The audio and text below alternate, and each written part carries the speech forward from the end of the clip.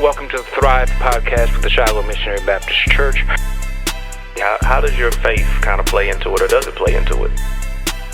What can be done about it? When I say the church, I'm talking about evangelical white Christians and the black folk who attend their churches. Hello, welcome to the Thrive podcast with the Shiloh Missionary Baptist Church. I'm Fred Jeff Smith, pastor of Shiloh, and I'm very happy that you are either viewing this on YouTube or Facebook, or you are listening to us on iTunes, Spotify, or Amazon Prime. As always, we invite your comments about the podcast, how we can make it better. You can reach me at fredjeffsmith@gmail.com. fredjeffsmith@gmail.com. We invite your comments about the podcast. I'm very happy today to welcome Miss Ashley Renee, who is a meteorologist here in Baton Rouge, working for the NBC and Fox 44 affiliates here in Baton Rouge. Thank you for taking the time to come and share with us today. Oh, you're welcome. I'm excited. I don't know if this is true. I believe it is true. You are the first African-American meteorologist in the Baton Rouge area. Wow. We have had other black weather people or other black people doing the weather, but I think you are the first one who actually holds the distinction of being a meteorologist. Did you know that? I did not know. Now, I tried to do a little research before I moved here. I knew when I was looking at the other local stations, like, okay, at this current time, I am the only African-American meteorologist on air, but since I'm not from Baton Rouge, I wasn't too sure in the past which station may have had another one, but I have lived here almost all my life, and I don't recall there ever being one. So you make history. Oh, wow. And tell us about Ashley Renee. Who are you? I always laugh if someone asks me that question. I'm like, who am I? I feel like there's a lot of things that involve who I am as a person. I do love my career with being a meteorologist. This was a lifelong dream of mine. It was not something easy to obtain. And it wasn't because I had people telling me no. It was just my own life situations and circumstances that kind of had this game pushed back from me entering into this career. But I'm someone who claims, New Orleans and Atlanta as her home. I claim both because I was literally raised in both, born in Atlanta, but grew up in New Orleans first. Then I was in Atlanta again as an older child. And I've pretty much been in New Orleans for just about all of my adult life, with the exceptions of when I was at Mississippi State obtaining my meteorology degree and also working in my first news station, which was WABG and XVT, sort of like a duopoly too, kind of, in the Mississippi Delta in Greenville, Mississippi. But in the past, just before entering into adulthood, I was involved in my church heavily, in the youth ministry, praise dance. I had the opportunity to do that too when I was still in college at Xavier University, Louisiana. That's where I obtained my first degree from, my bachelor's in mass communication. And I was involved in their campus ministry, so I was still doing liturgical dance. I was involved in many clubs and organizations, and I still was involved in various things when I was at Mississippi State. But I love volunteering, love watching TV shows. I'm a big foodie, love to eat. I have 3 pet rabbits that I'm very, very fond of. Pet rabbits? No cats, but rabbits. Okay. Yeah, I love those rabbits so much. But I love animals in general. So if I was able to have more, I would. But I have to wait until that time when I'm able to do so. So you said that you were heavily involved in your church. This is in New Orleans? This was it was really in both. Really, Okay. It was both cities. And then even when I moved back to New Orleans as an adult, when I transferred to go to Xavier, I was at a different church because the one that I went to as a kid, I don't want to say it never came back after Hurricane Katrina, but it was like, okay, it was at this location and this one, and I wasn't keeping up well. Sure. So it still exists, but the building where it was, that was just gone from the storm. And I was already living in Atlanta before the storm happened, so I wasn't really tied into I had already kind of gotten away from the ministry since my mom and I had already moved away before that time. Okay. But yeah, I did, youth ministry things, dance team. When I was in the church I was going to as an adult in New Orleans, I was, in the nursery ministry, helping out with the little babies and stuff, and also helping out in the bookstore. So I've done a lot of things in the churches I've been to, and also just being involved on college campuses. Did you enjoy Tulane? I visited the campus, but I went to Xavier. You went to Xavier. I apologize. That's fine. Well, I have a niece who also graduated from Xavier just a few years ago. I guess my question was, people don't realize that New Orleans is a college town. You've got Xavier, you've got Tulane, you've got Loyola, you've got SUNY, you've got UNO. People don't generally associate New Orleans with being a college community. They see it more as a party town. Right.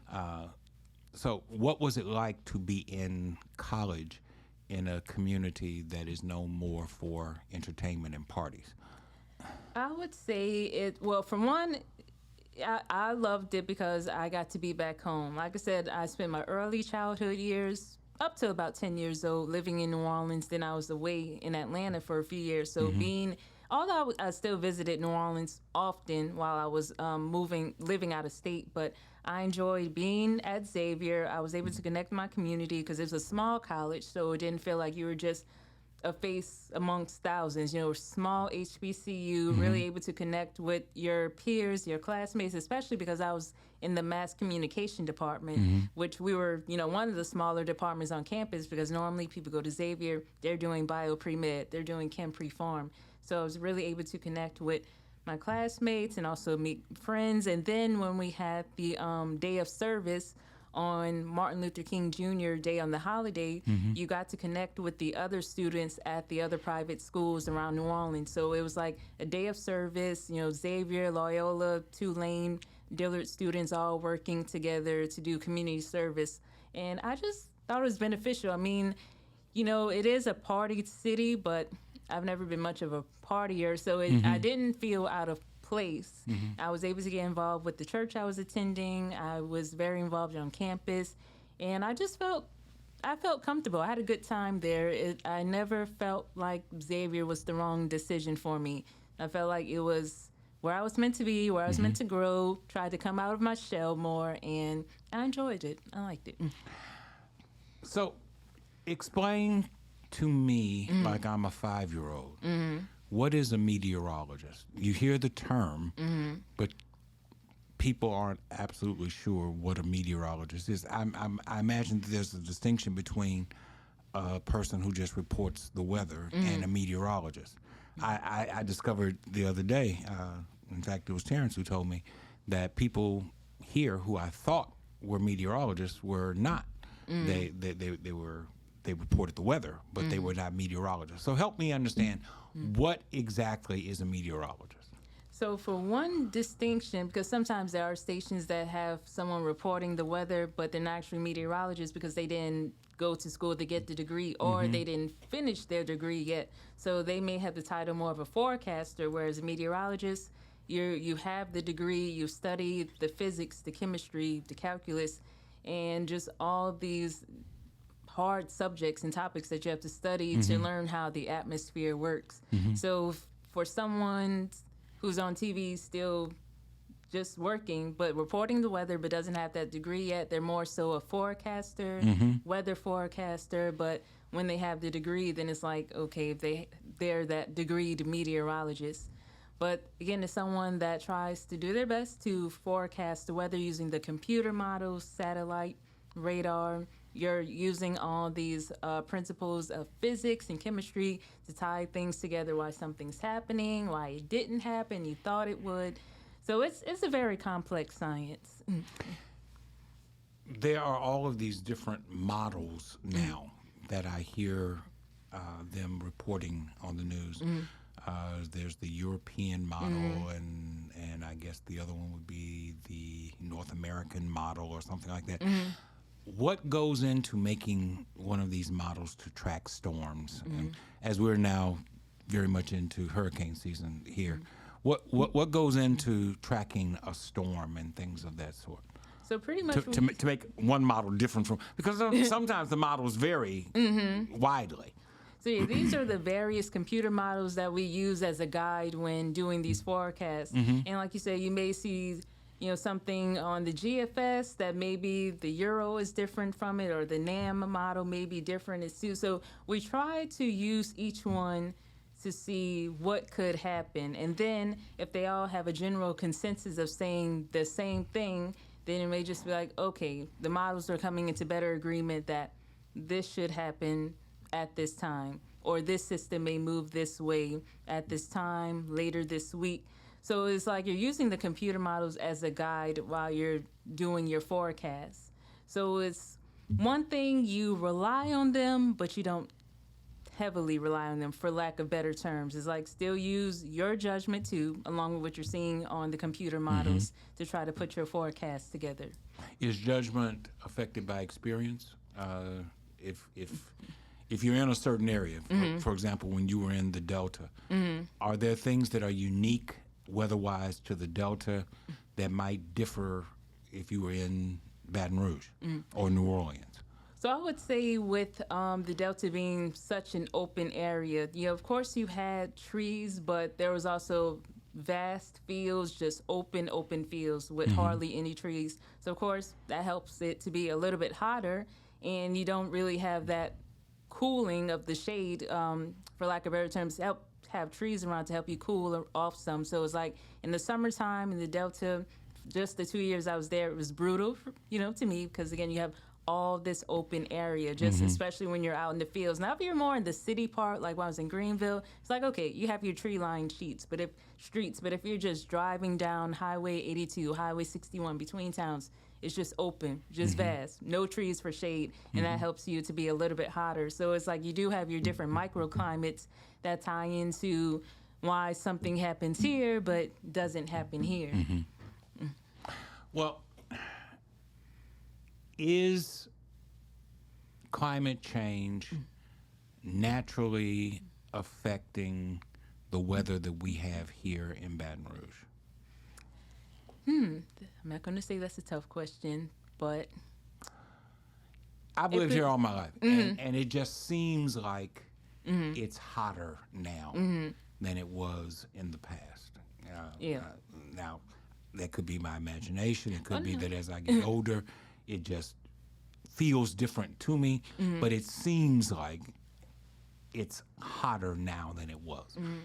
Is it actually hotter? Is climate change a reality here in Baton Rouge? I watch the Weather Channel quite a lot. I'm fascinated by that. But there are people who debunk the whole idea of climate change, the whole idea of the altering of the climate due to construction and the environmental factors of industry and pollutants that are into the air. It has become a political issue as much as it is a scientific issue. And I'm asking you, as a scientist, is climate change a reality? So I would say that yes, it is a reality, but I've always been on the fence in these discussions because, like you say, you have people that debunk it. They think it's a hoax, it's not real. Then you have other people who, for lack of better terms, hype it up more than it needs to be. Like, yes, we have been warming up more so over the years, but we also still have that same humid, muggy climate that we normally deal with where we are here in Baton Rouge. But of course, you do have to count in the emissions and also more pollution that is contributing to this as well, just to that warming. So I've always been someone who's like, yes, I do believe it's real, but then some of the weather events that have come up recently, like, okay, we had the tornado outbreak at the beginning of April, and someone's like, oh, we've never had this before. This is where rare climate change is real. And it's like, it is real, but not every weather event that happens that something that hasn't normally happened before is not because, of climate change. It's just all those factors lined up for that to happen. Like that morning, April 10th, we had that instability. We had that type of environment that was conducive for tornadoes to form. That happened that morning. And with it being spring severe weather season in the South anyway, it's like, well, normally we see these type of things happening this type of year. Even if it doesn't happen in Baton Rouge, it still happens somewhere in the South just because of what's normally going on. When I look at a map and they're tracking a hurricane that's coming across from Africa and it gets into the Gulf, what is it about wind patterns that causes that storm to come into the Gulf and then go north? And the rest of the time they're talking about stuff that's coming from the Pacific Ocean west and coming across this way. So somehow or other there's wind that's pushing storms up from the south, but there's wind that's pushing weather and storms east from the west. Is Louisiana somehow uniquely situated to where we get the brunt of both of these things at the same time? Well, normally any storms that have come this way have usually developed in the Gulf or come from the Atlantic. And one factor is like the steering pattern of the wind. So like if you have this high pressure that's over the Atlantic, that can kind of help, or is also called Bermuda high, that can kind of help drive any tropical waves that do develop off the west coast of Africa, can kind of help drive it westward through the Atlantic and in towards the Caribbean. Now, of course, the ocean waters are warm this time of the year, and this year they've been even warmer, a little bit earlier than normal, but that also is one of the factors when you have these different factors lining up, the warm waters, the steering pattern, and just seeing how each of these different waves kind of develop, or maybe they never fully organize and don't develop to a system, but you have these other external factors that can help drive them to where they're going. Like last week with Alberto, as it was developing, we were still seeing this high pressure that kind of helped steer it westward, continue it on that westward track towards Mexico. So with high pressure being set up over our area and over the southern part of the U.S., that kind of helped keep it farther away from us. But then if you have a weaker ridge of high pressure over our area, that can kind of allow that to shift and move northward. So it's always multiple things you have to look at when trying to determine what something does, how it develops, where it's going to go. And it's been something that I've had to continue to realize myself, because I've only been doing this about 3 years now. So it's like, while I know I've improved from the beginning, it's like, okay, I need to remember to keep this in mind when watching the next system, so I can be better at forecasting to the people, okay, this is what we saw last time. It could possibly happen again this time, just kind of looking at that. But is there a circular pattern that seems to reside over Louisiana and Texas and Mississippi? As I said, if I'm watching the Weather Channel right now, they're talking about stuff that's coming over the Rocky Mountains, moving eastward, and it's going to end up in northern Texas, and if it ends up in Houston, you're pretty much guaranteed that it's going to hit Baton Rouge at some point and move on. But that's coming this way. And then you've got storms that are developing off the coast of Africa and moving east, and it's coming this way. Now, if it stays in the Atlantic, then Louisiana's spared. But if it gets into the Gulf, then it's going to make an upward turn with the Gulf, and it's going to hit right there between New Orleans and Lake Charles, somewhere, maybe over to Mobile, maybe a little bit more over to Mobile. But what is it about where we are situated that we're kind of in the middle of a twirling pattern of weather? So sometimes it just depends on if you're between a high pressure system that maybe... Now, help me. What is high pressure versus low pressure? Sounds like something simple, but help me to know what high pressure means versus low pressure. Okay, so high pressure is just pretty much you have your pressure that's about 1,000 millibars. It's pretty much good weather, fair weather. Okay, It's sinking air. You keep throwing terms at me. What is a millibar?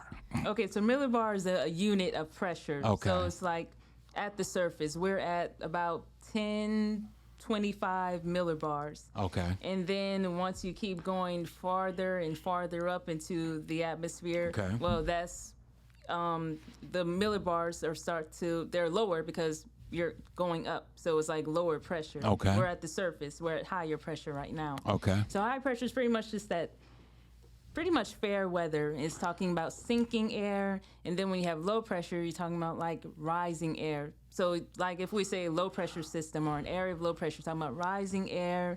You have these air parcels rising, cooling, condensing, heavy clouds forming, some rain forming with that. And of course, with the hurricanes, you see the pressure dropping. It's like, okay, we know that it's strengthening, it's worsening as we see the pressure getting lower with a hurricane. Then if you see it rising, like, okay, now it's back up at 997 millibars, 999, 1,000. Okay, now it's sort of weakening some. You know, conditions are improving for that.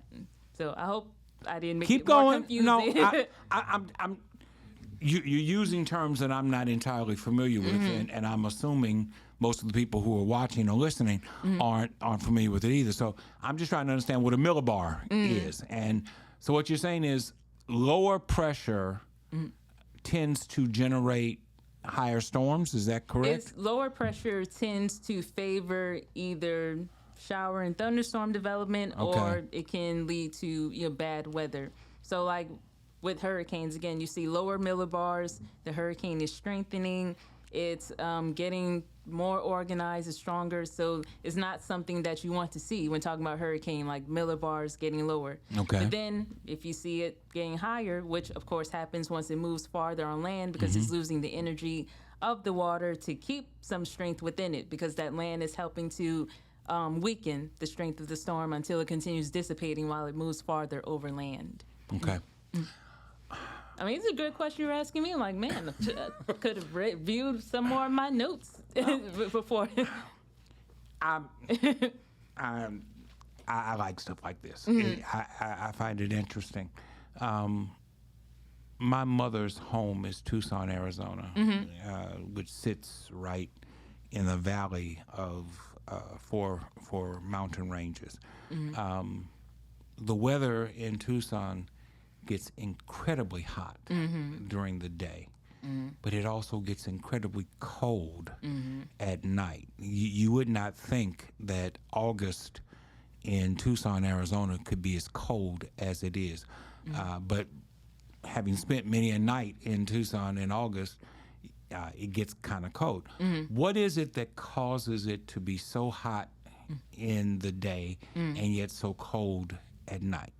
So it's pretty much with the radiation going away at night, like Tucson being an arid climate, and you have all the sunlight beaming down on it that allows it to warm up so immensely. And with there being, and I've never been to Arizona, I've heard of Tucson, Phoenix, seen the pictures, but I've never been there myself. So with the vegetation there, in my assumption, not being as much in Tucson, Not much not at as all. much vegetation.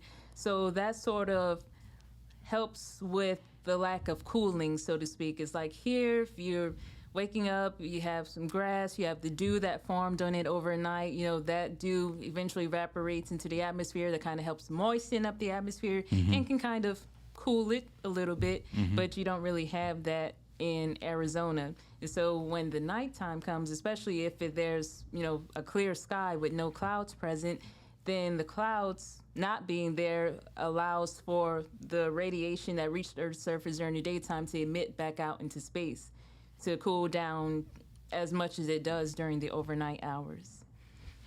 So like here, I mean, again, we're in the humid climate. So even during the overnight hours, well, especially in the summertime, of course, winter is a little bit different, but in summertime, you're still waking up dealing with muggy conditions because you still have not only just not only the moisture still present in the air that's evaporated off the grass from whatever dew condensed on the grass or the ground, but you also have, of course, nearby lakes and breezes, the Gulf, that still has that moisture pushing in. focusing more on Baton Rouge and on you personally, getting away from meteorology for a second. But no, those were great questions. Like I said, if I try to explain things as best as I can. You're doing great. But if you or someone that's watching is like, can you explain it some more? Or maybe you were wrong about that. Of course, I'm happy to go back and... Well, the typical person who watches the local news wants to know, is it going to rain today? Yeah. They don't care about anything else. I'm always thinking about that other scientist who's watching, the other meteorologist, like, maybe you should have explained that differently. So I'm always trying to make sure I'm very knowledgeable too. Well, I'm just trying to understand it so that I can step outside and look at what's going on and say, oh, okay, well, there's a likelihood that this is going to happen or that's going to happen. So that's my curiosity. You've lived in Baton Rouge, you've lived in New Orleans, you've lived in Atlanta, you've lived in the Delta of Mississippi. And also in Starkville, Mississippi, where Mississippi State was. I consider that the Delta of Mississippi. How'd you end up a bulldog? I mean, you could have picked LSU. That's for another day. What do you think about Baton Rouge as opposed to New Orleans? 80 miles difference down the road, but there's a world of difference culturally from my point of view. I lived down there for 9 years, but I'm born and raised here, and I've lived here for the last, I came back home in 92, so I've been back home another 32 years and don't plan on going anywhere else. And I love Baton Rouge. It's okay to not love Baton Rouge, but I'm just curious, as someone who has lived in Atlanta, which is certainly metropolis, and then you lived in New Orleans, which is still bigger than Baton Rouge, and you live here in Baton Rouge, and you've lived in smaller communities. Which is your preference? So home will always be home, but Baton Rouge is not bad so far. I mean, I was expecting, I guess, a little bit more culture here, but I guess I just have to kind of get out in the community more to see things, because it's like New Orleans, of course, is on display. You have the accents, you have the food, the music, and everything, and I haven't really seen much of it here yet. But of course, there's been many events that have gone on that kind of showcase the culture, but I still haven't seen, I haven't seen it broadcasted as much like you do in New Orleans, if you know where I'm coming from. Like, it's just always on display, the culture in some form of way, whereas, like, this seems more of, like, this suburbs pretty much all around. Just a little bit more quiet. Okay. All now, right. for people from here, they could be like, yeah, you're all the way wrong. But that's what I see. But No, I don't think you're all the way wrong, and I'm not trying to convert you. I do think there's a big difference between Baton Rouge and New Orleans. Having lived there for 9 years, I feel like I can say what I honestly feel, which is the typical New Orleanian thinks that they're the only real city in the state of Louisiana. Everybody else is the country. So Baton Rouge is just the country, Lafayette is just the country, Alexandria is just the country. And I don't think that that's accurate, but I understand that point of view. I was just curious, for someone who has lived in various communities in the South, which is your preference? You're a young lady, you have a bright career in front of you. I don't imagine that Baton Rouge is going to be your final stop. So what is it that you're looking for in a city where you can continue to operate in your field? Well, I am used to being in bigger cities, but small communities are nice too. But I guess for me, I would prefer to be in a bigger city. But it's not so much because I want all the, I don't know, flash and glam is not the words I'm looking for. Because normally when you talk about being in this industry, people are like, oh, you move up to a bigger city, more money, but it also means more viewers and all that stuff. So I'm not worried about having more eyes on me, but I don't mind being in a bigger city because of the financial benefit. Like, you normally do get paid more as you continue to move up to larger cities while working in this industry. So for me, it would be that benefit, and also just because I'm used to being in a bigger city while growing up. I mean, New Orleans, size-wise, it's, bigger than Baton Rouge, but not significantly bigger, but still just that major city aspect, just like there, just like Atlanta. So that's pretty much what I'm used to. So that's probably what I would stick with. One of the interesting things about New Orleans, and I can say this because I'm old, when I was a child, Houston, New Orleans, and Atlanta were all roughly the same size. Houston blew up. It's now the fourth largest city in the country. Atlanta blew up. And New Orleans literally almost shrunk, especially post-Katrina. It shrunk. As someone who has lived in Atlanta and lived in New Orleans, and I know you're not a demographer, but you have opinions. What do you think it is about New Orleans that kept it from growing like Houston and Atlanta did? Well, although it's a major city, on a global scale, it's still sort of that small town feel too. I mean, of course, you still have the big easy, but at the same time, it's just not the same over the last almost 20 years since Katrina happened. Now, I was already living in Atlanta when that occurred, and thankfully, because of where my family was located, they were more so dispersed across the West Bank. You had some that were still in Algiers, and then you had others that were on other parts of the West Bank. So it's like they were, safe, so to speak, because of the side of the river that they were on. So when you have people that weren't able to come back because they lost their homes, they were in the Ninth Ward, they were somewhere, by Lakeview or something. Wherever they were on the East Bank, they weren't able to come back. So it's like you lost residents that never made it back home, or you lost people who were like, oh, well, this city has more opportunities. I want to stay out here instead of going back home. And then, of course, you have I'm not going to say it on the podcast, so I'm not in trouble, but you have other factors that play into the business side that people normally corporations and businesses normally just kind of keep themselves outside of the city of The New racial Orleans. component? Is that what you're referring to? Not even that. That's a part of it, but I was just thinking about how it's always been a lot of corruption in Louisiana politics. So it's like you have that, you have the racial aspect. So I think sometimes when people just choose not to do business in New Orleans, so although there have been other companies, of course, that have gone there and tried to plant themselves there, you also have more that probably could have but didn't. And then you have people who are like, okay, well, I want a better way of life, so I'm going to leave New Orleans where I can have more job opportunities. Because in my eyes, now again, someone who's actually lived there their whole life, they can correct me if I'm wrong, but in my eyes, it seemed like those who are born and raised New Orleanians always kind of get the okay jobs. And then you have the transplants coming in. It's like, oh, I'm the CEO of this and CEO of that. You're not even from the city. Then you have those who are from the city who could be in those positions like, well, I'm a server here. I'm a hostess here. I work at this hotel. I work at the bus stop. And I'm not trying to downplay those jobs because those are just as important. I've been in some of those jobs myself before, too. But it just seemed like it's always people who are from the city that can change things because they know the city. It's their city. It just seemed like they don't always quite get those top positions. And it goes to people that just moved there. There's a migratory problem in New Orleans.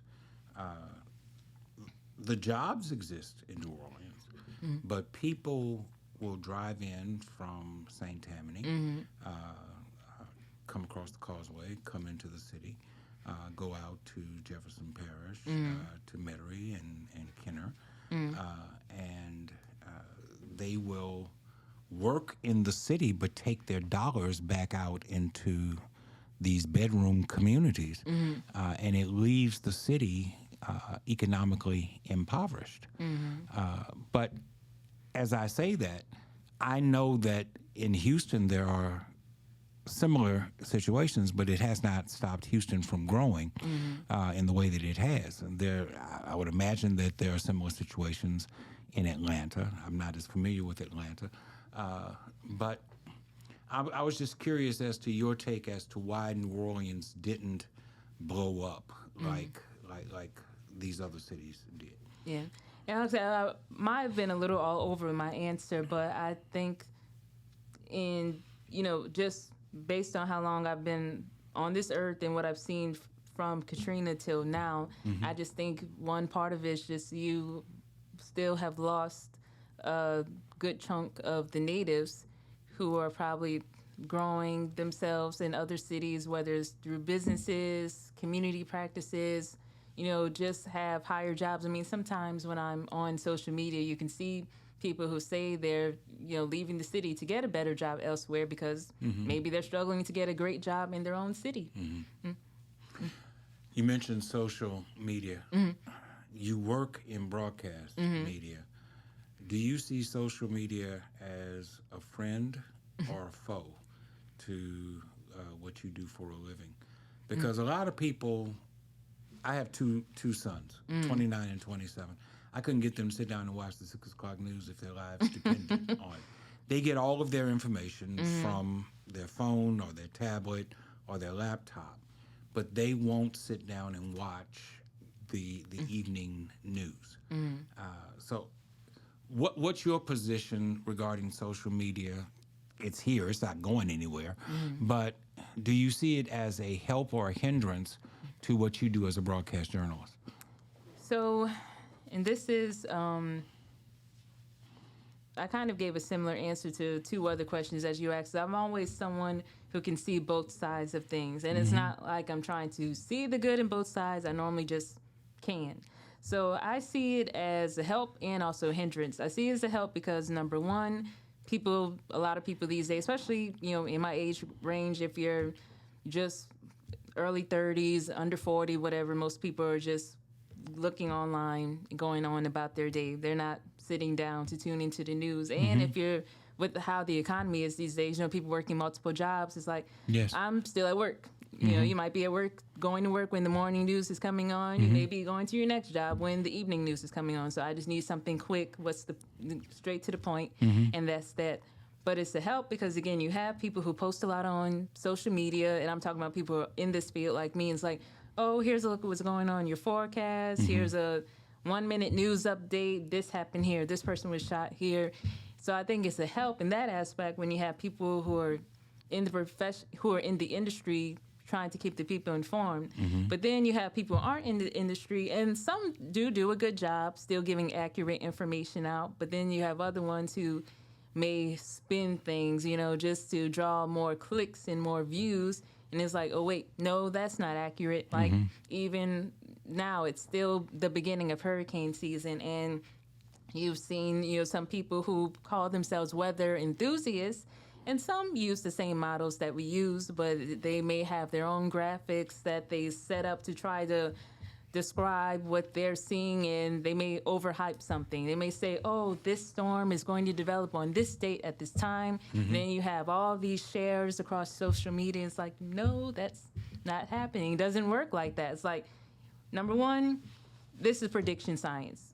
People know that. That's why sometimes you're right, sometimes you're wrong. It's just how it goes. You're predicting. But no matter how good you are, you can't pinpoint a date or, a time. It's like you can say over the next few days, this could possibly develop into our next tropical storm or depression. The next 2 days, we could see this happening. But you still can't say 5 days out, 8:17 p.m., that's when it's happening. Like, you can't, but you sometimes see things that are kind of on that path. And again, a lot of people are sharing. It's like, no, it's not accurate. So then you have the actual meteorologists who try to come back and clear things up. They're like, trust your local weather sources and all that. So that's where it becomes a hindrance. And even if it wasn't regarding the weather, it's, you see people who, especially with, AI rising up, you've seen people who may have had a fake story or something that just wasn't true circulating around. Are your networks, because you work for 2, are your networks social media friendly? Do they do the app thing? And are you prominent on the app, giving weather reports and things of that sort?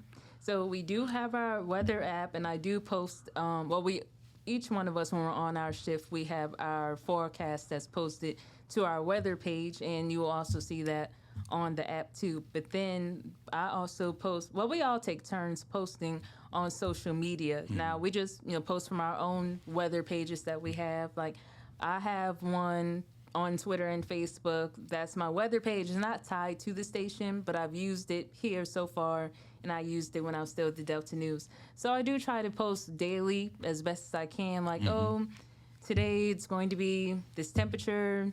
We could have some rain later, winds, a little breezy, and just, do little things to keep people informed. Now, I will say, because we're one of 3 stations here, and we are the smaller station, you see the other 2 stations get a bit more engagement, but it's like they're more known. They're more of two long-standing stations in Baton Rouge, where, to my understanding, from what I learned when I first started here, we're still a bit newer and a bit smaller. You're younger. Yeah. You're younger. When I was growing up, there were only 2 stations, WAFB and WBRZ. And later on, I guess I was 10 or 11 when Channel 33 came on. It was WBRT at the time. I believe it's WVLA now. So they changed the call letters. But I was 10 or 11 years old when that station hit the ground, and so I'm 62 now. So that'd be about 50 years. So you're a little bit younger than the others. But your level of engagement in the community has been significant in the time that you all have been here. As a meteorologist, the weather people at the other stations, well, Mike Graham was a meteorologist. He's retired. They tend to get involved in civic activity. Pat's Coats for Kids was a famous thing here, Pat Shingleton. Mike Graham had his own civic activity, trying to gather people to give to a particular charity or group. Is that something that is happening at the stations where you are, WVLA? Are meteorologists working with civic groups trying to develop activities and things of that sort? So that's something that's still being worked on. Now, I've only been at the station almost 11 months, but I know during the holiday season, well, it wasn't the weather team as a whole, it was the morning team. We, brought off clothes and toys. Really, it was toys for some kids at, is it Unity? Not Unity. I lost Volunteer Louisiana. Okay. We brought it to the location on Florida Boulevard. So that's what we did as a morning team. Okay. But so far, any type of volunteering has been more of on an individual basis. Now, we did have something a couple of weeks back, last week, the week before last. It was pretty much a Next Star thing. That's who owns our station, the Next Star Broadcast Company.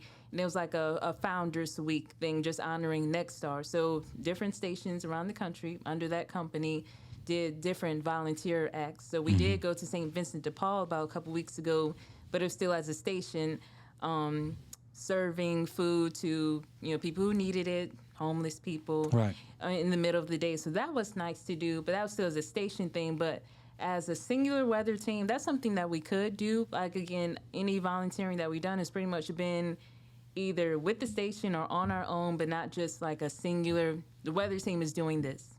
We're going out to help with toys for tots or something.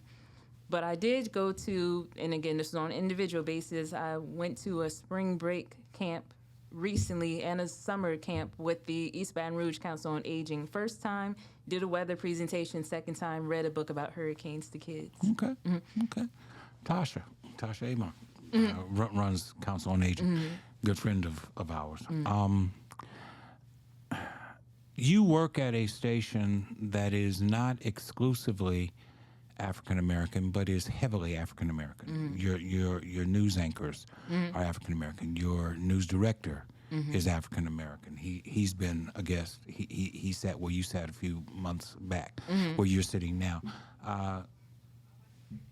Is it helpful to work in an environment that is heavily African American from the standpoint of understanding, social networking, off-camera relationships? Is that beneficial to you in any way?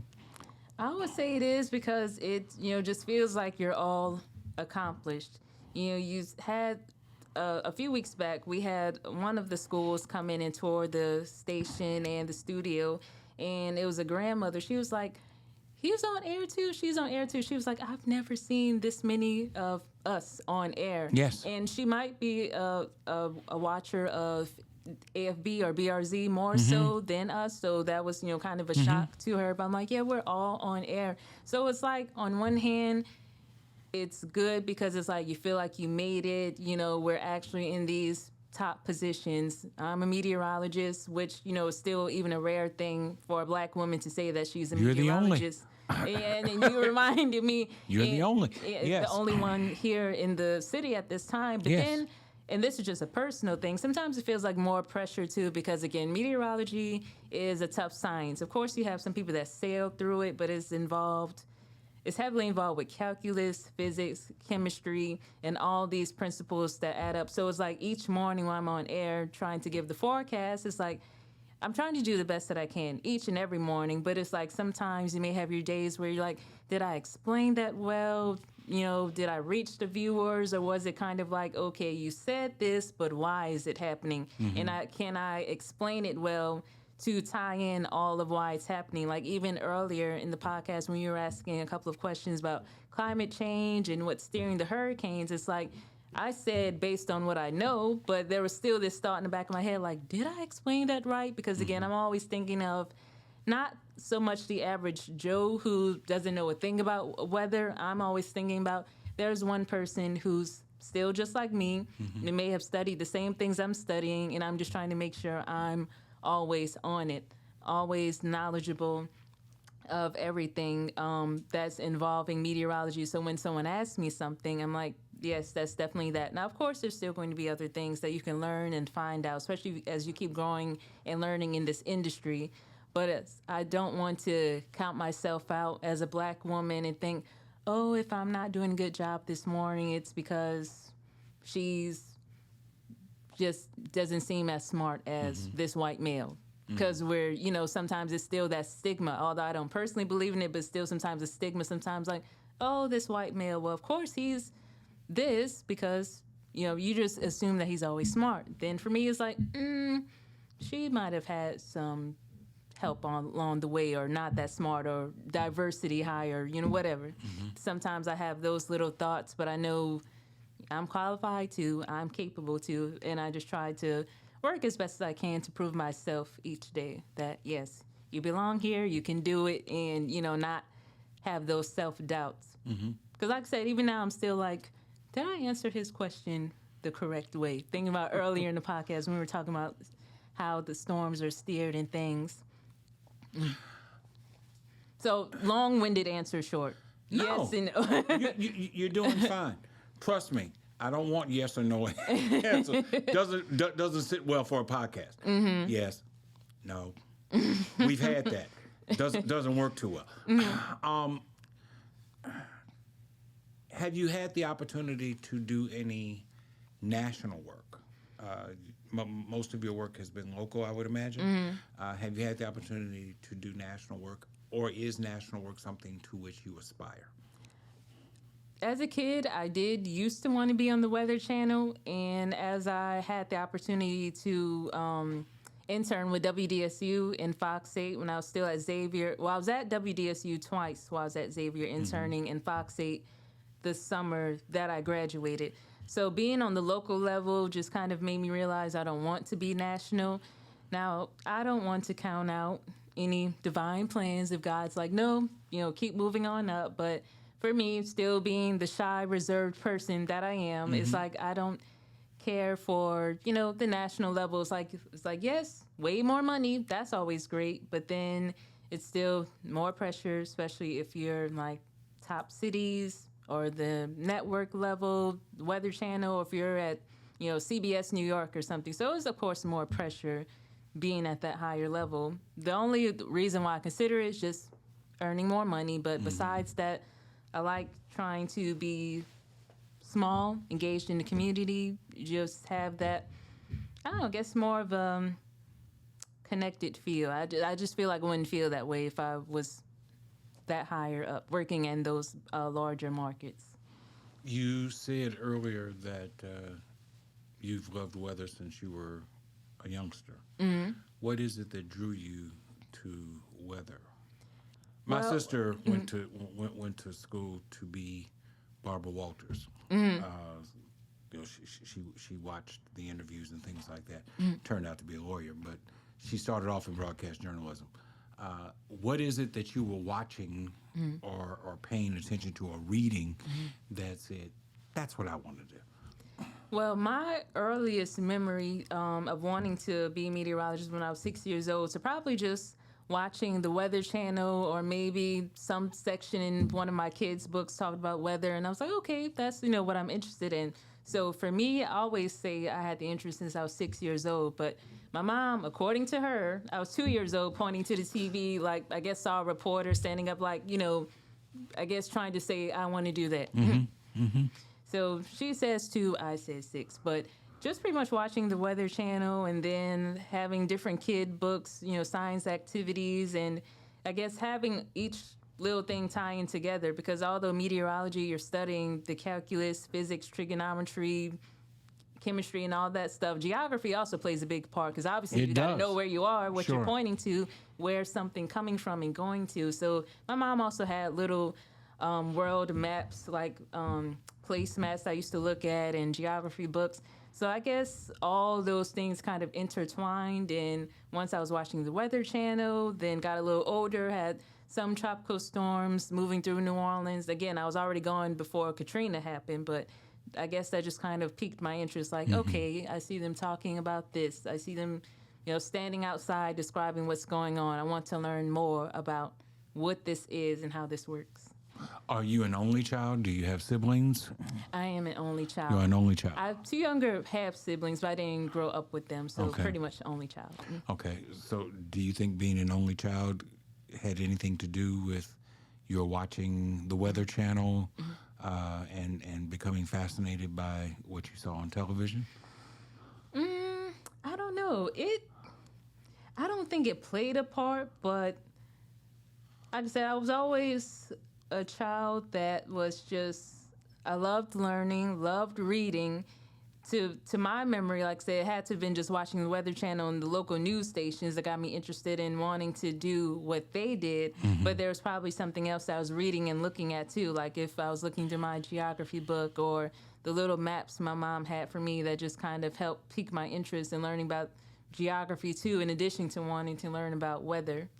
So I don't think being an only child played a factor in it, but it's just something that just wanted to do. And other people that I meet in this industry, whether they're broadcast or operational meteorologists or whatever, they all kind of say the same thing. Ever since I was 4, 5, 6, 7, 3, just somewhere under the age of 10, it seems like, except for, some people who may have realized it older, but it seemed like most of us, little kids, that's what we want to do. I was scanning your bio in preparation of this conversation. You have also worked in emergency preparedness in certain communities? I did. Well, I was an intern with the New Orleans Office of Homeland Security and Emergency Preparedness a few years back. Okay. But I did enjoy doing that, and being a part of that internship helped me, realize, emergency management is something I'd be interested in doing too. Like if, somewhere in a year or 2 or a couple of more years, I'm like, okay, I'm kind of over the broadcast thing, but still want to help people. I do like emergency management because, one, I do love helping people. I've always loved volunteering, but then this time you would actually be having your role with helping the community prepare. It's like we do that now as meteorologists, but this, of course, would be more hands-on work in the community, distributing the supplies, having those resource fairs, like this is what you need to know to prepare for hurricane season. Winter weather, temperatures will be below freezing. Here's, blankets or something to help you and your family prepare. Here's this warming center that we're opening, or this library we're opening as a warming center to help you and your loved ones stay warm if you don't have proper heating. Do you consider yourself an advocate for the community in which you live? Do you get involved in local politics, I guess is what I'm asking. So I have or not. State politics, in that we're in the capital city.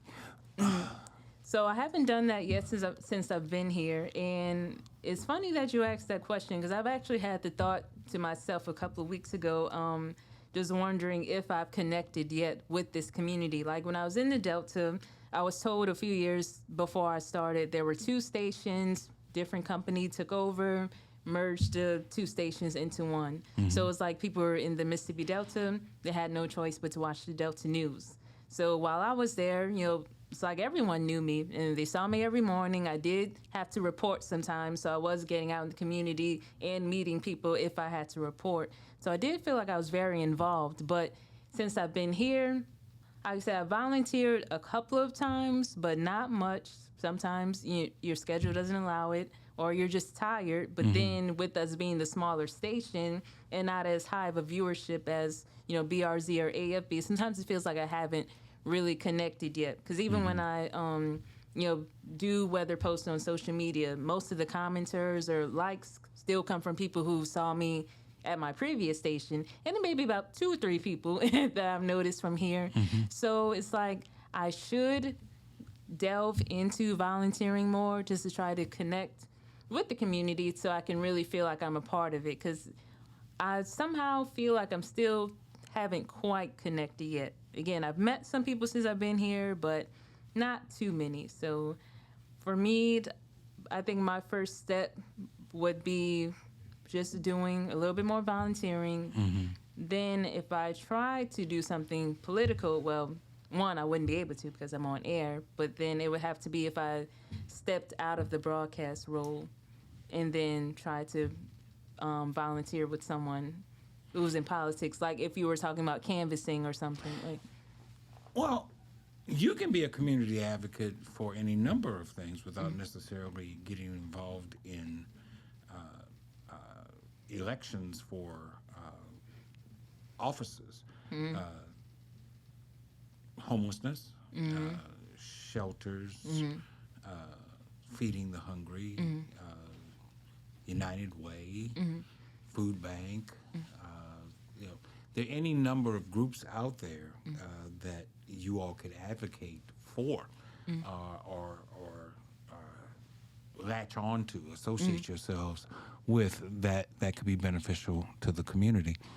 But, I was just curious if your leanings are in that kind of direction. Okay, so my apologies for misunderstanding the question. I was only thinking, when you said like politics, then I was only thinking of like grassroots work in more of that arena. But those are things I am leaning towards. I mean, I volunteered to help with the homeless before in high school, college, after college. So that is something that I'll be interested in doing. And I have tried to find things to volunteer for, and there's many, just trying to find it to work in my schedule. Okay.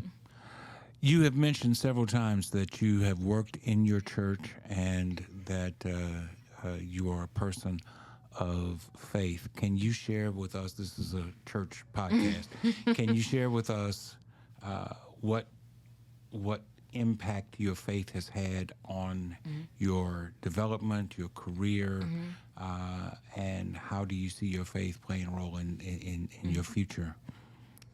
So for me, over the years, I've had to learn how to really step out of my shell. Like growing up, I was just that super shy, quiet person, reserved, pushover. Now, thankfully, I wasn't bullied or anything. I know sometimes some kids, even if they weren't shy and quiet, they were still just bullied for no reason. But you would normally hear the people who were shy, pushovers, have that treatment. So thankfully, I didn't have that, but I still had to learn how to stand up for myself over the years. Then once I started learning more how to do that, I still had to come out of my shell. Like even today, working as a broadcast meteorologist, I can still be a little stiff sometimes on air because it's like it's a lot of mental things going on. It's like, okay, here's what you need to tell the people. Here's how it needs to get out clear and concise so they understand what you're talking about. But then if I'm talking too fast and, stutter on my words, because of course, as meteorologists, we're not reading off a teleprompter like anchors are. They gather their news information, they type up their scripts, they're reading from the prompter. We're using what the data we analyze and we're trying to give it back to you off the top of our head. So It's like, for me, I've had to continue to learn how to not operate out of fear, be calm, be confident, and just know that you're doing better than you think you're doing. So basically, just keeping the scripture in mind, for God has not given us a spirit of fear, but of love, power, and a sound mind. Trying to remember that daily. Now, do I always remember that? No, but that's why I try to keep in mind so I can do better on air. It's like, okay, speak up, look friendly, because people have told me I've looked mean many times. People have told me, I'm like, no, I'm not mean. It's just my resting face is just mean looking, but I'm not a mean person. So, Do you like the green screen, or do you use an actual monitor? we have the green screen. green Now, of course, the production room, they have the chroma key to make sure everything is keyed out right when we're in front of the green screen. Like today, I had a fashion faux pas. I was like, oh, I'm going to buy this top and wear it with these pants. Forgot about the green dots. I bought the shirt, washed it, hung it up, didn't pull it out. So I was getting dressed this morning. Then I was like, oh, that's not really going to work. We do a segment called Mornings with Shiloh, where I stand in front of a green screen. And one day I came in to Terrence's office, and he said, I don't think that shirt's going to work. Says it's going to look like you're invisible. Up there. So you do have to be careful about what you have on, but it's also, for what I do, I'm just standing there and he puts whatever background behind me that he wants to put. But with you as a weather person, you're having to follow patterns and things of that sort, and you're looking at a monitor here and it's showing up behind you back. I imagine that can be somewhat difficult and cumbersome after a while.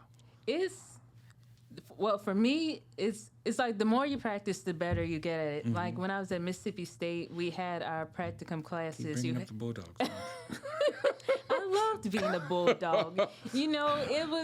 I had never lived in Mississippi before until that point, although I'd been in the state many times, traveling between New Orleans and Atlanta, but that was my first time actually living there when I was attending school. But I loved Starkville. It's a nice... Go on with your story about the green screen. I know we're in the home of LSU, but I love my time at Mississippi State. But so we had our practicum classes there, and I had practicum classes at Xavier too, but since this was for my meteorology degree, this is where I was actually practicing in front of the green screen. So you learn how to stand, how to point, how to not be too close to the screen, of course, not too close to the camera, try to engage with your viewers, like turn to the side, look again, this is what we're talking about, try to move from side to side. Now, I still don't always walk back and forth as much as I could, and my grandmother sometimes would still be like, loosen up, walk back and forth more when she has a chance to, like, go on YouTube and watch my forecast. I'm like, I'm trying, but it's like I'm not as nervous doing this now like I was when I first started. But if I practice incorporating other things, then you get used to doing it so you're still not nervous. And sometimes that's what stops me from walking. It's like, oh, I'm walking to this side of the screen, I'm walking to this side, but I'm trying to make it look natural, but not like, okay, I was over here and I'm trying to get back over there, to finish what I'm talking about. So the more you do different things, the more comfortable you are with it. But overall, not as nervous as I was when I first started, but because I always have a deep in thought look on my face, I try to remember to smile, look pleasant. That was something one of my professors kept driving home. She's like, smile. You smiled at the beginning. Keep the smile up there. And, I look at my forecast now, and I'm like, I could have kept smiling. And then the ones where I had the Delta, I'm like, okay, I just looked mad, but I wasn't. Are you your own worst critic? I definitely am. Yeah, I hear that coming through as you're talking. I definitely am my own worst critic. And, of course, sometimes I have my little, conversations with people, maybe my mom, coworkers, and, everyone's like, oh, don't be so hard on yourself. You are doing good, da-da-da. And that's nice to have the reassurance, but I still have to give myself that reassurance to truly believe. Sure. Is there any camaraderie between stations? As you said, there are only 3 stations here in Baton Rouge. And I know that on air, you guys are competing for airtime and what have you. But behind the scenes, off the air, is there camaraderie between 33 and 2 and 9? So, well, I haven't been involved in much since I've been here, but when I made it to one of the events that the Baton Rouge Area Association of Black Journalists had, I did get to meet some people who were from BRZ. I don't believe anyone from AFB was there, but I did get to meet a couple of them. And then at the beginning of this year, the Capital Area Animal Welfare Society, they had their Mardi Gras parade. It was in January. Okay. So it was me along with Liz Coe and I believe her name was Caitlin. Oh, I might be saying her wrong name, but she recently just got out of the news industry. She was at AFB too. Okay. But we were there with one or two radio personalities. We were judging this doll costume contest for the Mardi Gras parade, Crew of Mutts parade. So I got to meet them there, but that was pretty much the only opportunity that I've had to mix and mingle with people outside the stations. Again, it's hard for those of us who are on the morning schedule because, well, my shift is 2 a.m. to 10 a.m. So it's like I have to go to bed early in the evenings. Then you're waking up in the middle of the night to get ready for work, go in, do your shift. And then once you're off work, it's like, okay, you're going home to take a nap. Maybe there's other business you have to take care of. And then next thing you know, it's the evening, time to shut it all down. So I would like to get out more and meet people from the other stations, but I haven't been able to do much of that yet. Now, you're not on air at 2 o'clock in the morning, so what exactly do you have to do that requires that you're in the station at 2 a.m.? So you're doing some forecasting, and good news for us, we can dial into our systems from home. So Okay. some mornings I am there at 2 in the morning. Some days I may still just be working from home, then going in. Okay. But you're forecasting, you're looking at the different weather models, you're reading the forecast discussions from the National Weather Service, you know, the local weather forecast office for the New Orleans, Baton Rouge area. And again, with it being hurricane season, then you're reading the discussions on the National Hurricane Center's page, and then you're starting to edit your graphics. So each station around the country has graphic systems that we edit to use. Like for us, we have the Barron Link system. Now, some people in some other stations across the country may still have WSI, but you're using that to edit the numbers that you want to have for temperatures. Like, oh, maybe the National Weather Service said the high today would be 95. I'm going to go with 96, 93. You edit your numbers. You edit your future tracks to say, okay, I'm going to have this pause point here to show some showers in the area. Then I'm going to have it pause again at this point because now we see this front moving through. And then I'm going to let it play until the time that I want to stop playing. Maybe I want it to play from 8 a.m. because normally when I do mine, I have it start about 9 or 10 a.m. and play through about 8 p.m. in the evening, just kind of show throughout the day what we're expecting to happen. And then you edit any graphics like today, tonight, tomorrow that you use. Like, oh, I want to use this background. If it's a holiday, oh, I want to make this look really cute and colorful. Like when it was still Christmas and carnival season for the 7-day forecast, I was using all the colors, the holiday colors for each one to just, make it look cute. Not so, plain and boring. So you work on that. You have your thing that we have to do, the news ticker. So it's pretty much something that just kind of where we edit like, okay, this says we're going to have it saying today mostly sunny, isolated showers, highs of 95, something else that you'll just see on the website. And then you also have to edit doing the website too. So each person on their shift, it's like now I'm updating the website. So for me, starting in the morning, I'll have my paragraph about what we're dealing with this morning, what we're looking at later today. Then I go into tonight description, tomorrow, beyond, type it up. But you're the one-stop shop. You have to do all of that yourself. So yeah, each meteorologist, we're doing the radio forecast. We have to update it for the morning. Well, for me on the morning shift, I have to update it for the morning and midday. Then the chief meteorologist updates it for the PM shift for the evening time. And then, again, we update the website, radio, our news ticker, you're editing your graphics.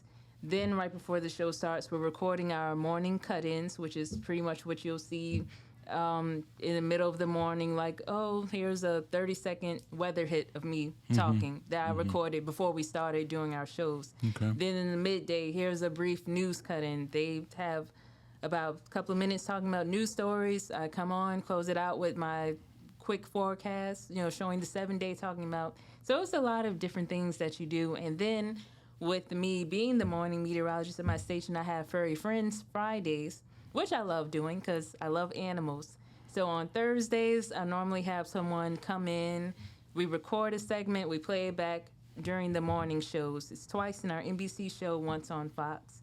And now that I've been doing Whisker Wednesdays lately, too, I have that person come in on Tuesday mornings.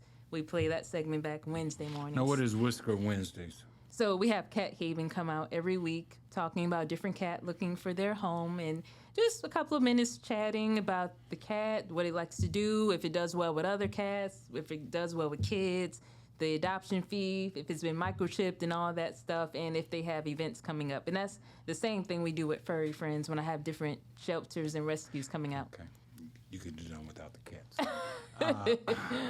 I'm a dog person, not a cat person. But okay, I imagine that somebody out there is a cat person. Don't know who you are, but okay. I'm about to wrap up. Is this an El Nino season year or not? And if so, what's the indication of an El Nino?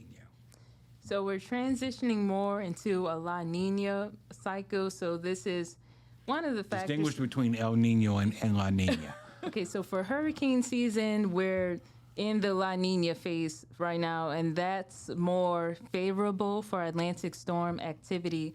So with La Nina, we are already looking at a more active hurricane season this year anyway. Now, one thing is, when you hear meteorologists say active season, now, of course, Louisiana last year, we were pretty much spared. We just stayed dry most of the summer anyway, as we were under high pressure that just kept us hot, mostly dry for a good bit of the summer. But even though there were other storms that didn't come in our direction, it was still pretty much an active season because you had multiple named storms. So when we say an active season, doesn't always mean these are coming in our direction, always going to definitely make landfall. It's just like, okay, this storm developed, now this storm developed, this storm developed. So it doesn't always mean these actually coming our way when we're talking about an active season. But with the La Nina phase that we're in now, it's just more favorable for Atlantic storm activity. And one thing that we look for hurricanes to have enough strength is when there's little to no wind shear present. And that's sort of the difference with the hurricanes and the tornadoes. So wind shear is pretty much the change in wind speeds with height, or the change in the direction of the winds with height, or both. So it's like for hurricanes, you need there to be little to no wind shear for that storm to really continue to develop. But then with tornadoes, you do need that wind shear for tornadoes to develop.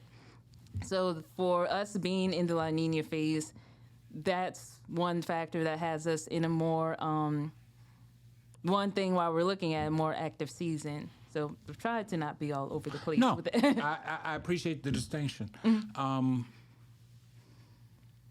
The fact that we are in a La Nina phase, is that in any way due to man-made pollution and environmental conditions?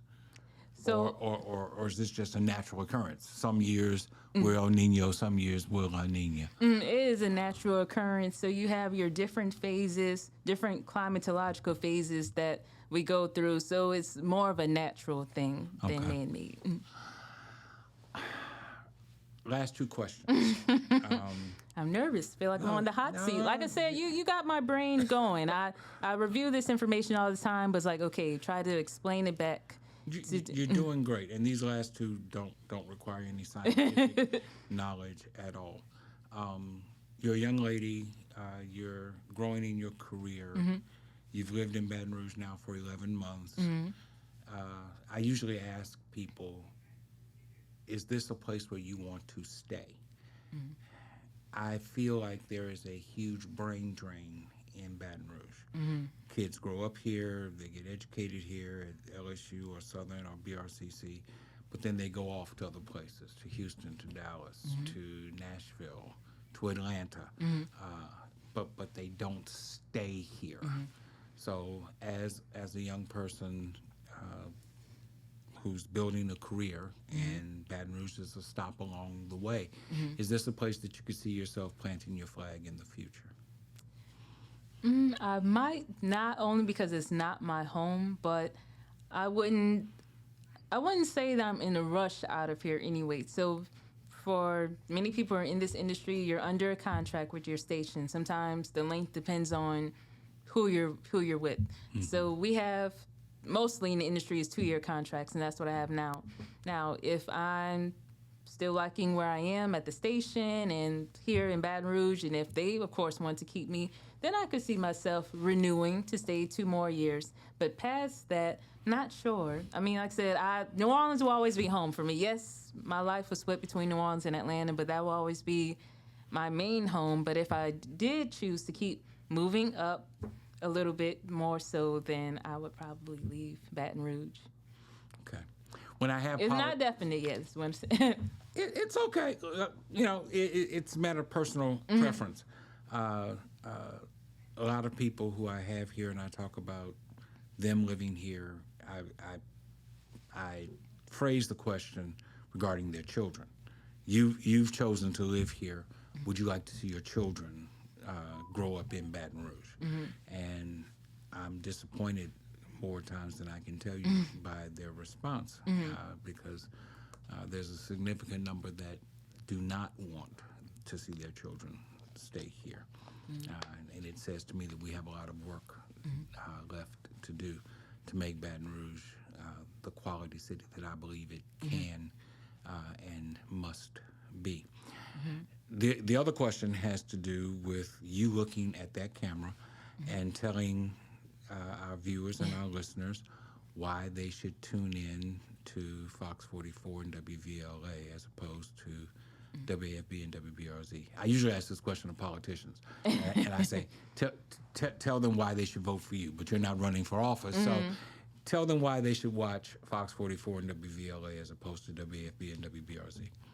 Okay, so I would say because we're more fun, we're more engaging, and of course you need the right information, but you still want someone that's, personable. And of course, this is not shade to the other 2 stations, because most times I don't even get to catch their newscasts anyway to see how they do things. But we do have a number of African American employees, but it is nice to see yourself in those positions, especially if you're excelling, you're doing well, you're engaging with the community, trying to provide the right news, the right forecast, and just be that flagship that you're trying to be in the community. So I would say tune into us, again, especially in the mornings. We have fun on the morning shows. We do. I get along with Reggie and Vanya. I've gotten along with them since I first started here. And that's something that I do love when I'm working somewhere. We can get along, we can laugh, have those great chats. So it's not all serious and stiff all the time. Like sometimes you may see on different news stations, just cut and dry, cut and paste, just dry, just live it up. Engage with the audience, have some fun, be a little transparent. Ashley Renee, thank you for taking the time to come and share with us today. We hope that you'll be back again real soon.